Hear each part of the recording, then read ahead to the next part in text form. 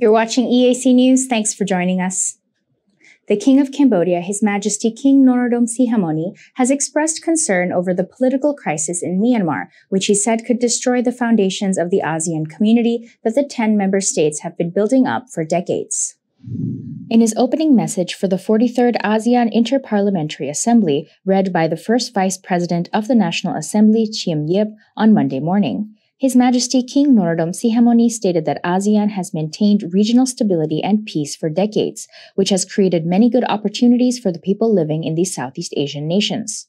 He stressed the importance of peace in the region, saying that the loss of peace in Myanmar has hampered the country's development and affected the ASEAN community as a whole. He said, "The political crisis in Myanmar not only exacerbates internal political violence and armed conflicts, but will deprive the people of Myanmar of the opportunity for human development. Worse yet, it can undermine the very foundations of our ASEAN community, which we all have worked so hard to build." This is the first time that the King of Cambodia has held a royal hearing on the crisis in Myanmar.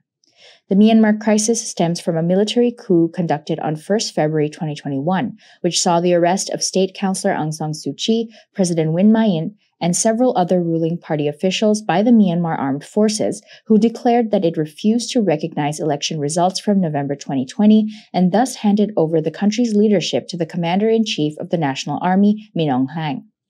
The coup sparked widespread protests in Myanmar, with numerous armed groups opposing the military regime. Myanmar is now a country with 2 governments and about 20 ethnic armed groups. The ongoing conflict is one of the longest continuing wars in the world.